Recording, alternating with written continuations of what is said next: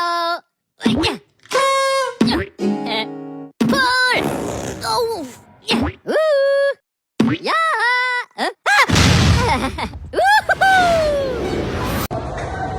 So stocks are shares of ownership in a company. So people who buy them are called stockholders, and they receive a stock certificate as a proof of ownership. So stockholders shares in the company profits or losses. So a stock pays an annual dividend of 60 pesos per share. Calculate the dividend paid to Eva, who has 120 shares of the company's stocks. So ang annual dividend is 60 pesos per share. Tapos ang number of shares ni Eva is 120 shares. So pangitaon na to kung pila ang makakuha na total dividend na madawat ni Eva. So ang total dividend is 60 pesos per share.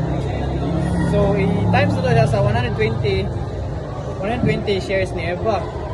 So 60 times 120 is 7,200. So Eva will receive 7,200 in her annual dividend.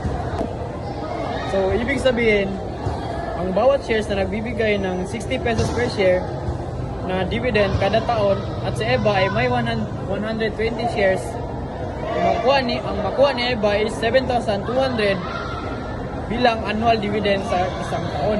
Mutual funds company is a business whose assets are stocks and bonds. Dili siya naga-sell or naga-purchase products, naga-invest og money in stocks and bonds. Nag-operate ani is kanang mga full-time professional money managers para ma-save ang funds investment para ma-produce ang capital gains or income for its investor. So mutual funds units or shares can be purchased or redeemed as needed at the fund current net asset value or NAV. The NAV is dependent on the performance of the stocks in the fund, and it can be calculated using the formula below. Home ownership. So, home ownership, kung dili gani enough ang cash para makapalit og balay, is pwede ka mag-apply og housing loan in any financial situation. Parehas anang Pag-ibig Fund. Usually, the approved amount of loan from Pag-ibig Fund para makapalit og balay less than the actual cost of the house and lot. So the applicants need to pay loan addition.